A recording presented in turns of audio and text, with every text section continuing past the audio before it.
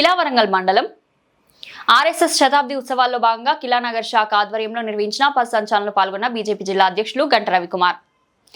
దేశమే దైవంగా, సేవే శ్వాసగా, ధర్మమే మార్గంగా, భరతమాత సేవ, భారతీయ సంస్కృతి పరిరక్షణకే సాగుతున్న ఆర్ఎస్ఎస్ శతాబ్ది గాథ భవిష్యత్తు తరాలకు స్ఫూర్తి, సమస్త మానవాళికి మార్గదర్శి. రాష్ట్రీయ స్వయం సేవక సంఘం శతాబ్ది ఉత్సవాల భాగంగా ఈ రోజు జరిగిన విజయదశమి పథ సంచలనంలో బీజేపీ జిల్లా అధ్యక్షుడు గంట రవికుమార్ గారు తూర్పు నియోజకవర్గంలోని బీజేపీ కార్యకర్తలతో పాటు స్వయం సేవకగా పాల్గొనడం జరిగింది. ఈ రోజు వరంగల్ సెంట్రల్ పబ్లిక్ స్కూల్లో ఏకశిలా నగర్ లో ఈ పథ సంచలనం ఉదయం 10 గంటలకు ప్రారంభమై జన్మభూమి జంక్షన్, గుండుబావి, చిన్న junction, Vidyanagar colony, fort road, Kilawarangal petrol pump, Hanuman junction, Khammam main road మీదుగా సుమారు 3 కిలోమీటర్లు 300 మంది గణవేష స్వయం సేవకులు దేశభక్తి గీతాలు ఆలపిస్తుండగా ముఖ్య కూడల్లో పుర ప్రముఖులు, మహిళలు మంగళహారతులతో పూలతో భగవద్ ధ్వజానికి స్వాగతం పలికారు. ఈ సందర్భంగా నిర్వహించిన సమావేశంలో గంటా రవికుమార్ గారు ముఖ్య వక్తగా విచ్చేసిన విభాగ్ కార్యవాహ గద్ద రమేష్ గారు మాట్లాడుతూ రాష్ట్రీయ స్వయం సేవక్ తన శతాబ్ది ఉత్సవాలు దేశవ్యాప్తంగా ఈ విజయదశమి నుండి ప్రారంభించిందని, ఆర్ఎస్ఎస్ 1925 విజయదశమి రోజున నాగ్పూర్లో అలా కొద్ది మంది స్వయం సేవకులతో డాక్టర్ కేశవరావు బలరాం గారి ద్వారా